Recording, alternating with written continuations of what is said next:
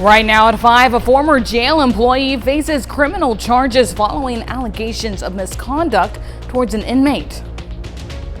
We've got some clouds out there this morning. Clouds will continue to increase through the day ahead of increasing storm chances later tonight. A look at your forecast coming up. Plus, a Missouri city secures millions in federal funding for a major infrastructure project. The 4 states' most watched news starts now. Good morning and welcome to the KOAM Morning News. It's 5 a.m. I'm Samantha Walker. Hi, Chris Warner. It is Friday, February the 13th. For those of you superstitious, of course, it's Friday the 13th. Yes. And if you're not, then it's just Friday. It's just Friday. And it just happens to be the 13th day of the month. And, of course, Valentine's Day tomorrow as well. So hopefully you are ready. And really, you know, if you got your special someone an umbrella for Valentine's Day, this is the one time that might actually be a good idea. It's going to be a bit on the damp side tomorrow. But we definitely need the rain. We certainly do. You know, we're making ourselves feel better by being like, you know, it's not frozen precipitation. Yeah, it's not snow. It's not ice. It's nothing too crazy. You can still get out in it. You just need that umbrella. And as Sam mentioned, we really do need that rain out there. Right now, no rain yet, but it's on its way. We're going to start with our live look from downtown Pittsburgh. And again, it's looking pretty good. We've got some clouds out there. We're going to have some partly cloudy skies in the first half of our day. We'll start to see clouds increase across the area. Westco camera, 7th and range line in Joplin. Looks all right. Same from the KDOT camera, 69 and 400. Looking north along 69 towards Pittsburgh. And, of course, our final stop, the MoDOT camera, 20th and range line in Joplin. Got a few folks waiting for their turn to go here for that light. And temperatures right now, we're sitting at 39 in Joplin, 36 in Pittsburgh. And across the area, again, temperatures above or normal for just about all of us. In fact, right now, for all of us. Now, Sedan, you're a little closer. Same in Chanute, both at 33, but still above average. And we've got the warm spot right now is Bentonville, the only 40 out there. It's 41. The rest of us, for the most part, into the mid to upper 50s. So again, partly cloudy skies to begin our day. As we head into the afternoon, clouds will begin to increase. And then after about 5 or so, we'll start with initially isolated showers. But as we go later into the evening, shower and thunderstorm coverage will begin to increase across the area until eventually all of us start getting in on the showers and storms overnight tonight. For the school day, though, kids don't have anything to really worry about. A beautiful day out there aside from the clouds. We're going to go low 40s out the door, mid 60s by lunch and recess, and about 70 as they head home for that commute. Otherwise, upper 40s by 9, mid 60s by noon, highs about 70, so some upper 60s, low 70s out there. And again, after 5, showers, a few rumbles of thunder start rolling into the area. Winds are expected to be calm or light out of the south-southeast. Now, as we've talked about, the good news is while we do have the energy for a few thunderstorms here and there, we're still not looking at the energy for any kind of severe threat with this activity, which is certainly good. But we are going to get a pretty decent rain across the area. We're going to break down details on that and more on the warm weather hanging around here in just a few more minutes. Samantha? Chris, thanks. Allen County prosecutors charge a former sheriff's office employee with battery. Stephanie Vest faces the charges after allegations of misconduct towards an inmate at the Allen County Jail. The incidents happened between 2024 and 2025 while Vest worked as a civilian employee. Sheriff Anthony Maness contacted the Kansas Bureau of Investigation in December to assist with the investigation. Prosecutors filed the battery charges against Vest yesterday. The sheriff's office placed Vest on leave during the investigation and later terminated her employment. Officials have not released additional details about the specific nature of the alleged incidents. Grove, Oklahoma opens a new expo center on Wolf Creek. The 47,000 square foot facility includes a 6,200 square foot outdoor patio. The center provides space for expos, business meetings, and dinners. Grove officials say the community needed a place to grow and develop.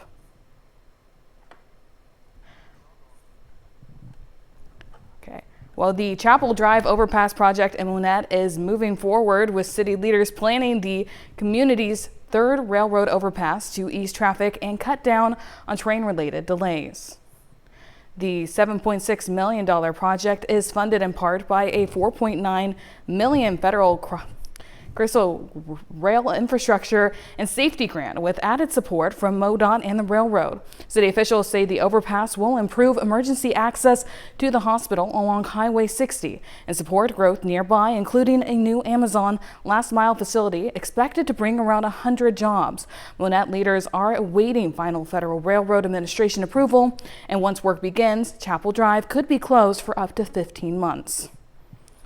Well, students in Missouri's public schools may soon be spending more time in PE classes. Some Missouri lawmakers are pushing to double the amount of daily physical activity required for students K through 12. The bill passed out of a House committee Wednesday. As Kava Ramesh reports, supporters say it could improve academic performance and student behavior, while others worry about how it fits into the school day.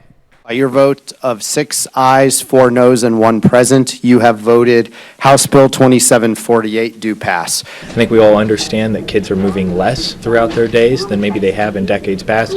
We know that technology has affected that. State law currently only requires elementary school students to average 30 minutes of physical activity per day. Learning outcomes are falling. It's seeing that behavioral issues are rising.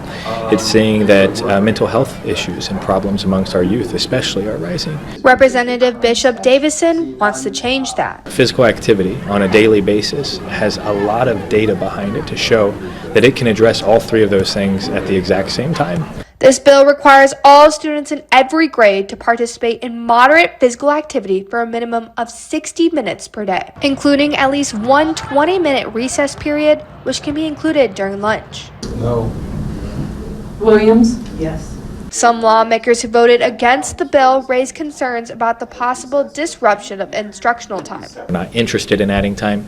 We're interested in prioritizing physical activity amongst our young people. Davidson says up to 10 minutes of physical activity could count toward academic instructional time. The bill also includes special conditions for students with disabilities. Well, that's a look at this morning's top stories and weather.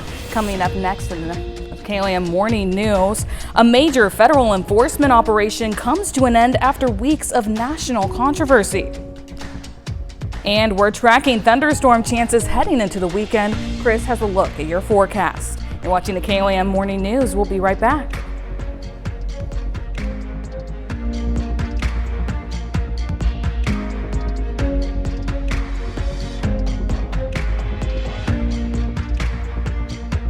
Topping Nation Watch, the White House sends a new proposal to Democrats to fund the Department of Homeland Security and avoid a partial government shutdown set to take effect on Saturday. As senators debate ICE reforms, the department's top officials are testifying on Capitol Hill, and the Minnesota operation that brought the issue to the forefront is coming to an end. Natalie Brand reports from the White House.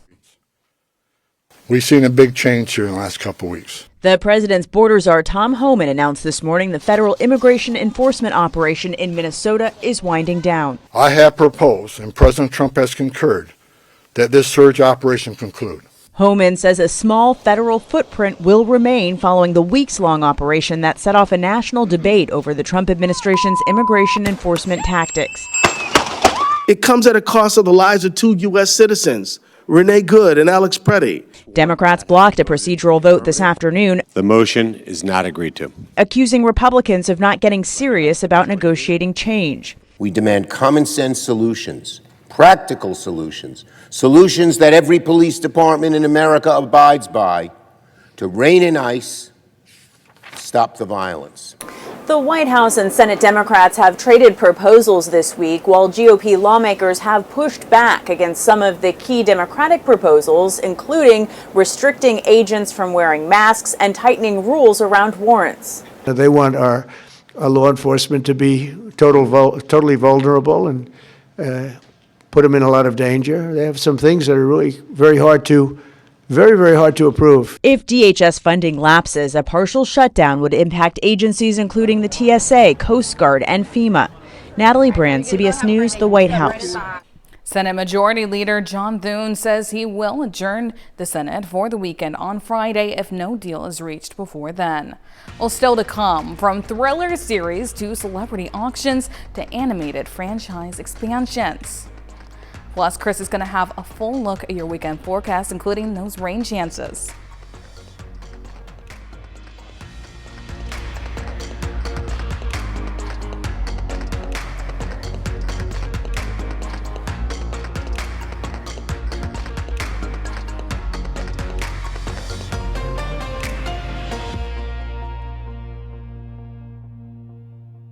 Here's your chance to own a piece of Hollywood history as an entertainment icon teams up with a famous auction house. And the Teenage Mutant Ninja Turtles are coming back in a big way. Here's Jared Hill with your Eye on Entertainment. Nicole Kidman has a secret in the new thriller series Scarpetta. I came back to this job because I didn't like the way I left things last time around. In the upcoming Prime Video series, adapted from Patricia Cornwell's best-selling novels, Kidman plays Dr. Kay Scarpetta, a woman returning as chief medical examiner in her hometown after leaving under mysterious circumstances. Her latest case is eerily similar to a grisly murder from her first stint on the job. Kidman's sister, played by Jamie Lee Curtis, wants none of it. That's a barrel of monkeys I would not want popping open. Scarpetta debuts on Prime Video March 11th. Here's your chance to own a bit of Hollywood history. Whoopi Goldberg is teaming up with Julian's Auctions next month. Pieces from the Emmy, Grammy, Oscar, and Tony Award winner will be available, including Goldberg's blue blazer from Sister Act 2, part of a costume from her stint in Broadway's The Lion King, and items worn on The View. A portion of the proceeds will go to charity. There's something interesting for everyone because everything tells a story. The Whoopi Goldberg auction is scheduled for March 10th and 11th. Teenage Mutant Ninja Turtles are gearing up for a takeover. Paramount announced plans to lean into the pizza-loving reptilian crime fighters with a new 30-episode animated series designed for YouTube, 2 new books, new toys, and 3 Ninja Turtle-themed pizza shops in the U.S., Mexico, and Brazil. That's your Eye on Entertainment. Jared Hill, CBS News, New York. Well, the Teenage Mutant Ninja Turtles were a big deal during my childhood, so it's great to see them still continuing on that legacy of fun. Well, now here's Chris with a quick look at your forecast. Yeah, again, we've got some partly cloudy skies. Clouds will increase as we head through the afternoon. Ahead of our rain chances building in late this evening into tomorrow. We're going to break it all down for you when the KOAM Morning News returns. Time now, 5:17. We'll be right back. Here's your Skywatch weather forecast from the trusted Roper Kia Weather. Welcome back to the KOAM Morning News. It's 5:19 on this Friday morning. We're going to start with the future track. And again, we'll have some partly cloudy skies for most of us as we get through the first portion of our day.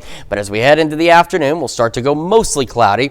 And as early as 5, could start seeing some isolated showers. But it's really going to be after 5 that we'll start to see some heavier showers and perhaps a few thunderstorms begin to develop. So by 8, still somewhat scattered. It's not everywhere yet. But as we continue through the late evening hours, here we go to about midnight. Still, that's the one nice thing is with this system, the data, the timing, a lot of it's been pretty consistent for a few days.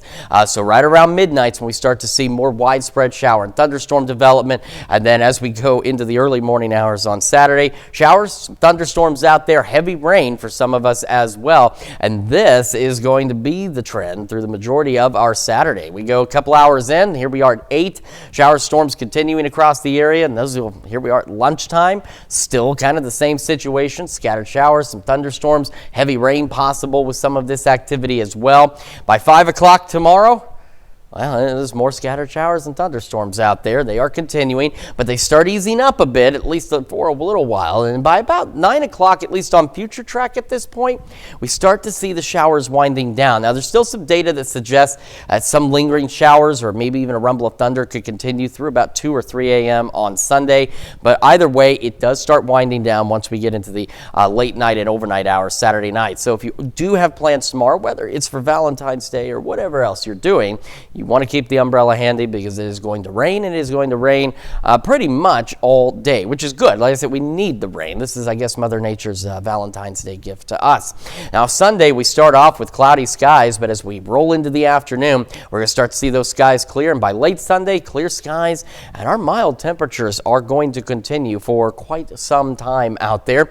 A precipitation tracker has brought totals down a wee bit in spots, but we're still in that 1, 2, possibly up to 3 inches range. And honestly, I think it's going a little conservative. I think we're going to be seeing a little bit more heavier rain because the thunderstorm chances, we've talked the last couple of days were better in the southern portion of our area, which at least right now on the precipitation tracker is where that lines up. But it's starting to look like we'll probably get a few more further north. Now, again, do want to emphasize that, yes, we've got enough energy for thunderstorm activity tonight and into tomorrow. But again, the good news is at this point, still don't want to jinx it, especially on Friday the 13th. The good news is we're still not looking at enough energy for severe weather. We don't need the severe weather. We just need the rain. So that's what we are looking at as we head through tonight and into our Saturday. For this morning, again, those partly cloudy skies, maybe some mostly cloudy skies here and there. Low 40s to start. In fact, that number I didn't have to change. It's the exact same as yesterday. But then take a look at this climb and temperatures. Almost a 20-degree jump into the low 60s. Into the afternoon, again, clouds will thicken up out there. We'll go about 70 for that high, so some upper 60s, low 70s. Winds will be calm or possibly light out of the southeast, so no major winds to worry about, no gusty winds to worry about as we head through the afternoon. Again, shower thunderstorm chances gradually increasing as we head later into the evening. We're down to the mid-50s by 10. We'll have upper 40s and low 50s overnight tonight, and that's thanks to the cloud cover and some of that rain. It keeps some of that really warm air we're getting in today hanging around. Southeast winds at about 5 to 10. Now tomorrow we'll have south winds occasionally gusting to 20. It's a little bit on the breezy side, but we'll have those showers and thunderstorms throughout the day. Upper 50s, maybe some low 60s. We clear out Sunday again, back around 60. And take a look, we've got some more rain chances. They're not great right now, but we've got some late Tuesday into Wednesday, and again maybe a few showers and storms next Friday and Saturday. And in all of these cases, even with the temperature drops, we're staying above normal. There's not one day or one night over the next several days that we're at average out there. That's a check of your forecast. We're going to send it over to Samantha now with Health Watch. Thanks, Chris. Organizers hope for another record turnout for this year's Freeman 5K and Autism Walk.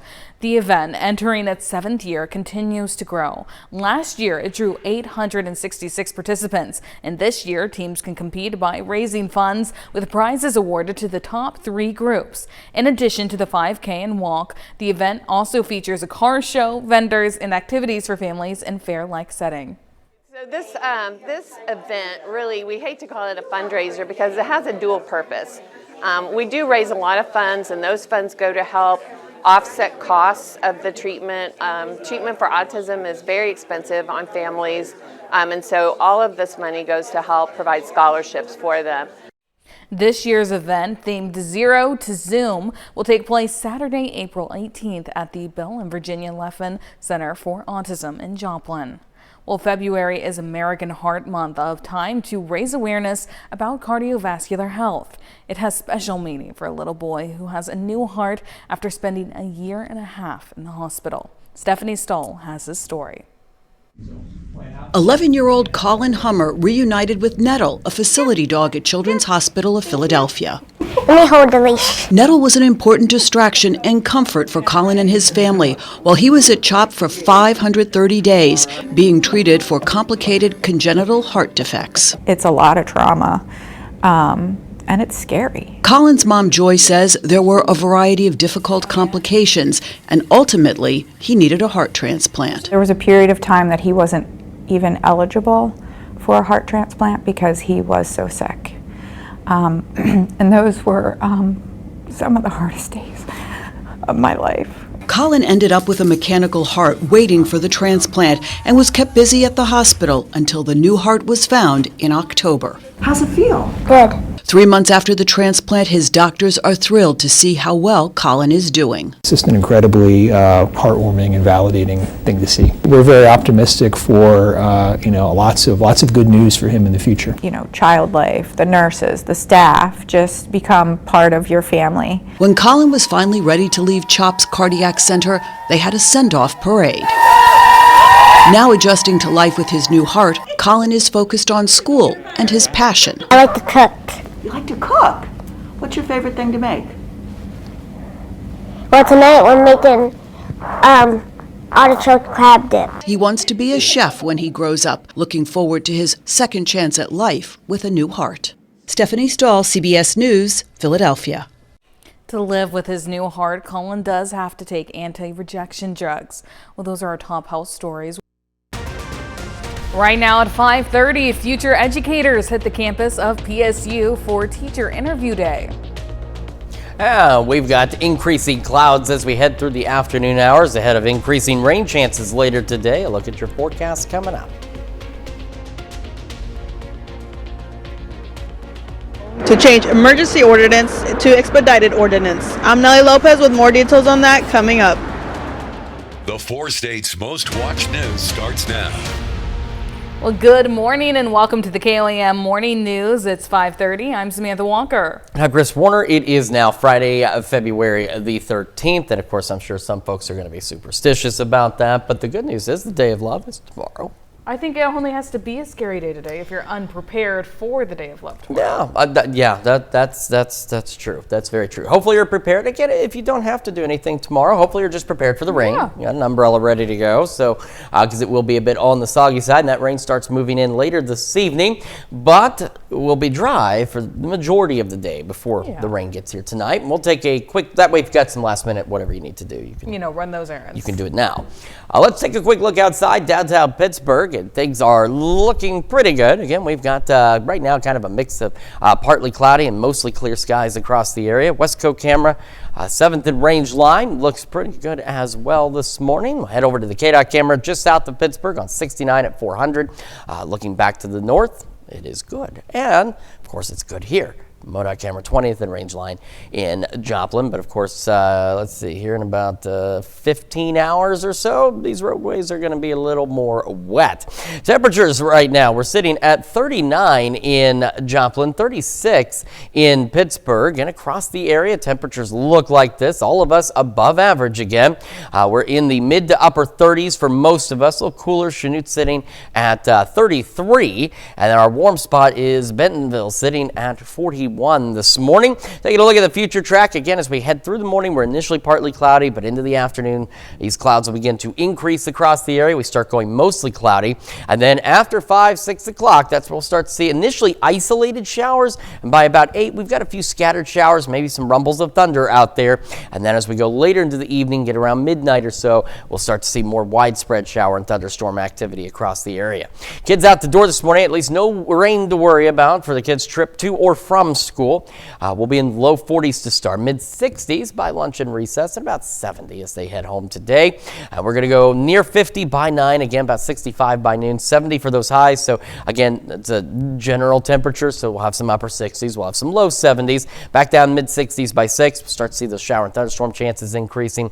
Winds will be calm or light out of the southeast as we head through the day today. Now, thunderstorm chances will continue pretty much all day tomorrow. We're going to break that down for you and talk about these above normal temperatures here in just a few more minutes. Samantha?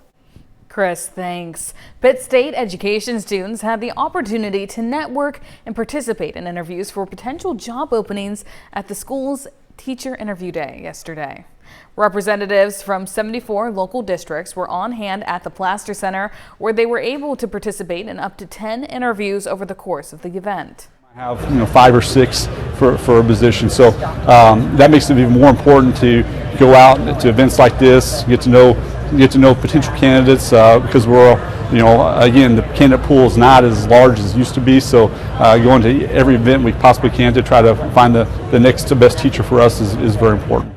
Several students expressed optimism and excitement for their interviews and credit the Pitt State Education Program for preparing them for what's next. Well, Joplin voters will decide a charter change that could affect how city government operates. On April 7th, residents will vote whether to rename emergency ordinances to expedited ordinances. These ordinances pass with just one city council vote instead of multiple readings. KLAM's Nelly Lopez explains why the city wants this change. The people aren't confused about the word. The people know what the word emergency and expedited means, and the people know that thing that was happening, the loophole thing, is not happening anymore. And that's, to me, someone got in trouble, and that was their way of apologizing. In 2025, the city commissioned the panel called Charter Review Commission to review the Joplin's Home Rule Charter and see if changes needed to be made. One of the things that they came back with was whether or not we should change the language in some of our ordinances from emergency to expedited, because truly expediting is actually what we're doing. There's very few things that we would do that are emergency. Somebody's life's at risk here or something like that. Some residents' concerns were as to what new categories would fall into the expedited ordinance. We're not putting anything in there for an expedited bill that we're trying to slide under the rug or get, pushed through without people paying attention to it. It's still going to be some of the same things that you would see under an expedited ordinance, such as, a dangerous building being taken down. We need to get that done fast, and that's to keep everybody safe. Water main break. Maybe we need to purchase a large piece of equipment. Expedited intended to mean matters that require timely actions, not necessarily life-threatening situations. As for the process, the public is still allowed to comment and voice their concerns into the ordinance. Show people that we're not changing the process. We're just changing how it's labeled. We're just moving from the word emergency over to expedited. Process is still the same. No, I just think clarity is good, and that the change will decrease the amount of confusion. In Joplin, Nellie Lopez, KOAM News. Mayor Cortez says if this does not pass, the label emergency ordinance will remain the same. Voters have the option to vote yes or no at the April 7th election. That's a look at our top news stories coming up this half hour on the KOAM Morning News. Pet owners spend billions on Valentine's gifts for their furry friends. Consumer Watch Stellantis issues a do not drive notice for 225,000 vehicle owners until they repair their defective Takata airbags. The notice affects certain Chrysler, Dodge, Jeep, and Mitsubishi models and years. The National Highways Traffic Safety Administration says 67 million vehicles with the defective airbags have been recalled to date, adding at least 28 people have been killed and 400 injured by the exploding products. Valentine's Day is all about love, including love for man's best friend. CBS's Christian Benavides explores just how much Americans are willing to spend on their pets this holiday. Alyssa Moldwin considers 2.5-year-old Honey part of the family, and the pup got this red sweater for Valentine's Day. You need something nice and warm, so I picked this up yesterday. I said, and you'll look very cute too. She makes a statement out there. Moldwin is not alone. Dog trainer Cesar Bautista plans to get each of his 4 dogs a special Valentine's gift. I treat them any special holiday. They do a lot for us, so why not return it to them? Overall, Americans are projected to spend more than $29 billion on Valentine's Day this year. $2.1 billion of that will be on gifts for pets, up from $1.7 billion last year. They deserve to also have some gifts and love too. They're part of our family. The most popular human gift is, no surprise, candy. But watch out. Veterinarians say that human Valentine's Day treats can be hazardous to our four-legged sweethearts and have some tips on keeping your pet safe. Valentine's Day, it's all about the sweets and gifts that people are getting. So the first thing we think of is chocolate. And then for cats, I think of those lily flowers that can be really deadly. Veterinarian Dr. Lindsay Butzer says people should be mindful of where they're leaving their candy or a bouquet of flowers before heading out for a special holiday date. This is when the dogs get into it and people come home from those Valentine's Day dates and they rush to the emergency room because they've just eaten a whole box of chocolate. To avoid the heartache, Butzer says take an extra moment to look around. It can go a long way toward making sure our four-legged companions feel the love this Valentine's Day. Happy Valentine's Day. Christian Benavides, CBS News, Miami. Another survey by European pet food company Burns found there is an age gap when it comes to spoiling your pet. 75% of boomers said they would spend nothing, while about half of Gen Z and millennials said that they plan to buy gifts for their pets. About a third of millennials said they would spend up to €200, just as much as they do for their significant other. That's it for Consumer Watch. And now here's Chris with a quick look at your forecast. Again, we've got some partly cloudy skies out there this morning. Clouds increasing through the afternoon, ahead of increasing storm chances as we head into the evening and overnight hours and our Saturday. We're going to break it all down for you when the KOAM Morning News returns. Time now, 5:41. There is some optimistic news regarding trade relations with China, what that could mean for U.S. agriculture in today's Ag Day Minute.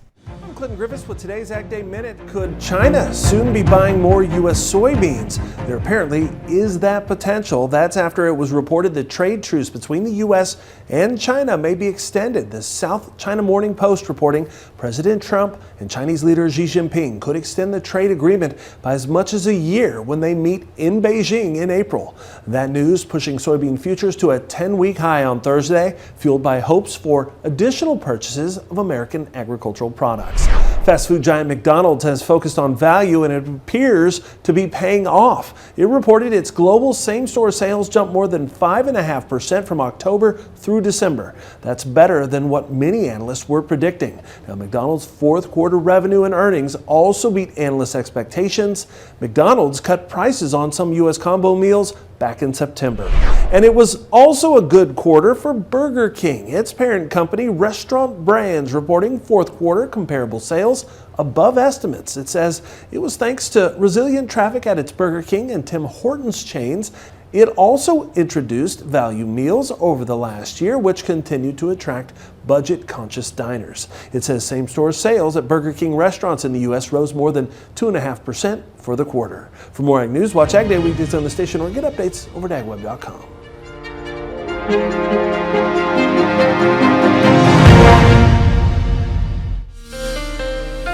Here's your Skywatch weather forecast from the trusted Roper Kia Weather Center. Yeah, and we've got those partly cloudy skies to start our day. We're going to start going mostly cloudy, though, as we head into the afternoon. And that's going to help get us ready for some shower and thunderstorm chances later today. Now, the majority of the day, we're fine. We're dry. We're cloudy. We're much warmer. Then we get by 5, a few showers, sprinkles at least into parts of southeast Kansas, but at around 6 or so, that's when we start to see isolated, and then eventually by 8, scattered showers and a few thunderstorms out there.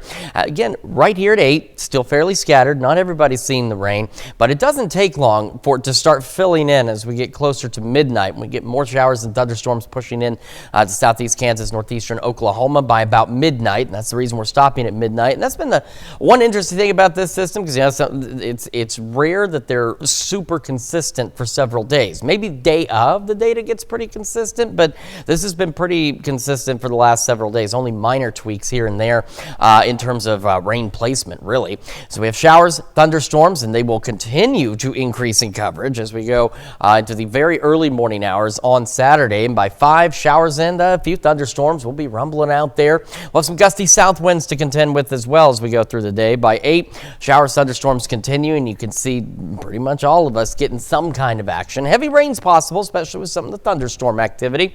By lunchtime, well, if you thought there were going to be more showers and storms, you are correct. In fact, this event is going to last pretty much all day Saturday.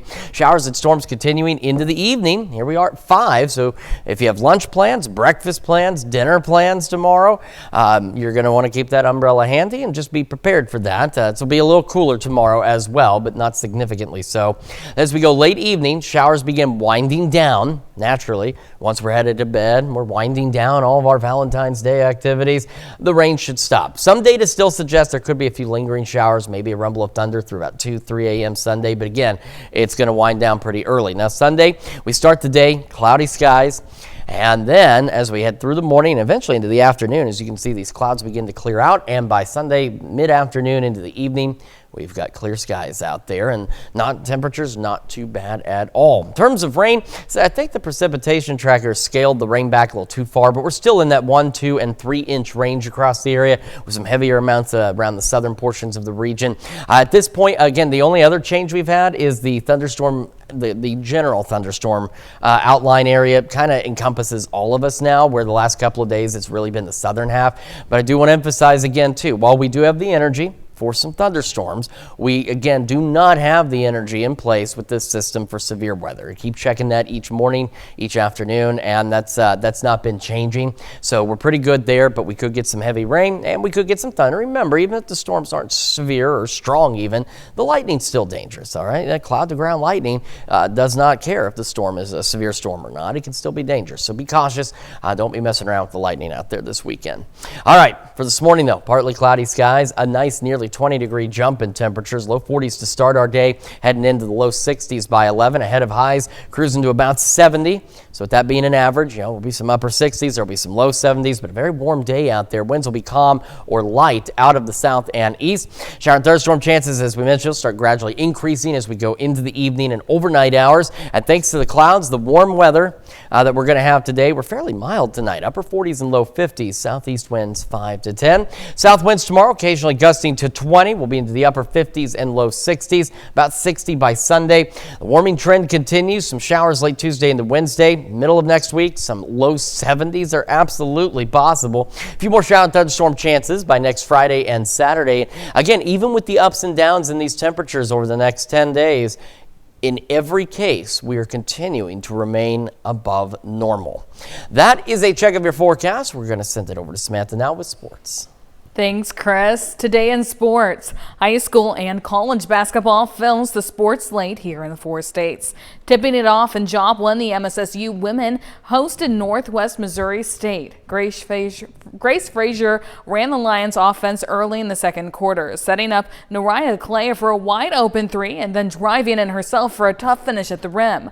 The Bearcats answered behind Andrea Laprido, who found Boston Wand underneath and later converted to a three-point play to shift the momentum. Northwest Missouri State goes on to upset the Lions 65-60, handing MSSU its first home loss of the season. The MSSU men's team closed out the night against Northwest Missouri State, looking for a 5th straight win. Gavin Elkamil set the tone early, driving and kicking to Braden Williams for a 3, with Colin Ruffin adding a tough bank shot to keep the Lions rolling. The Bearcats answered behind Aiden Gare and Robbie Garcia, who provided key buckets to swing the momentum back to Northwest. Northwest Missouri State holds on late to win 81-74 and complete the road sweep in Joplin. Joplin's girls basketball team hosted Republic in a COC matchup. The Eagles moved the ball well early with Alyssa Owens, Solney Parker, and Ava Wolf combining for Joplin's offense. Republic pulled away behind steady scoring and second chance points to control the game late. The Eagles fall at home to Republic 61-20. On the Kansas side, rivals Colgan and Frontenac squared off in Pittsburgh. The Panthers built an early lead behind hot shooting from Jakea Davis, who hit multiple threes in the first quarter. Colgan took control in the second, with Davis continuing to score from long range and finishing with 41 points. The Panthers rolled to a 69-38 win over Frontenac. On the Kansas side, rivals Colgan. The Panthers built an early lead. Jakea Davis, who hit multiple threes. Well, the Pitt State softball team is on fire to open the 2026 season, winning their first 9 games, and Gorillas are back in action with the Branson D2 Battle Tournament with a pair of games.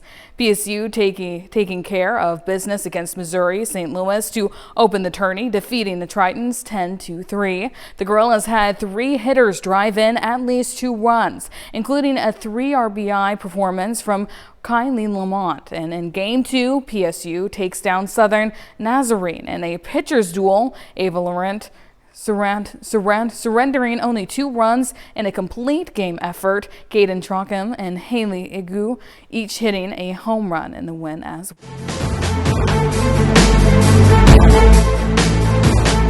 The current medal count, and it's the hosting country leading the way with 17 total medals, following by Norway and the United States, tied for second with 14. Norway has the most gold medals so far, totaling 7. A couple events to look to are U.S. women's curling versus Canada, along with the United States battling Italy, and women's hockey. That's it for sports. We'll be right back. Grove, Oklahoma opens a new expo center on Wolf Creek. The 47,000 square foot facility includes a 6,200 square foot outdoor patio. The center provides space for expos, business meetings, and dinners. Grove officials say the community needed a place to grow and develop. Actually, Grove has gotten a lot of ODOT money just recently, so there are some plans to look at the facility, look at the traffic, and they're taking that into consideration very carefully. We take a closer look at the venue with our very own Chris Warner as he previews the Oklahoma Tackle, Hunting, and Boat Show at 7 a.m. on Fox 14. And you stole my line. That's exactly what I was going to say. A lot of fun out there yesterday, and we do have that coming up at 7 a.m. Give you a little preview of what you can expect. Of course, the show's actually started yesterday, and will continue through the weekend, so make sure you get down there. In the meantime, for us today, partly cloudy skies, nice 20-degree jump in temperatures, or nearly that. Low 40s to start, low 60s by 11. Highs today right about 70s, so some upper 60s, low 70s. Winds will be calm or light out of the south and east. As we head into the evening, though, after about 6 o'clock or so, we'll start to see shower and thunderstorm chances. They start isolated, becoming scattered by 8, and then continuing to increase in coverage toward midnight. Lows mild, upper 40s, low 50s. Southeast winds 5 to 10. South winds tomorrow gusting to 20. Showers, thunderstorms likely through the majority of the day, so keep that umbrella handy. Upper 50s and low 60s out there. Again, the good news is, while we have the energy for some thunderstorm activity, we do not have the energy for any severe activity, and we don't need that. We just need some rain, and that's what we're going to get. About 60 on Sunday. Skies clearing out progressively, and we'll go into the mid-60s Monday. A few rain chances late Tuesday into early Wednesday. A few more shower thunderstorm chances next Friday and Saturday. Return of the low 70s again next week, and even again while we dive back down into the low 50s by next Sunday. Temperatures continue to remain above normal. That's a check of the forecast. Another hour of the KOAM Morning News up next.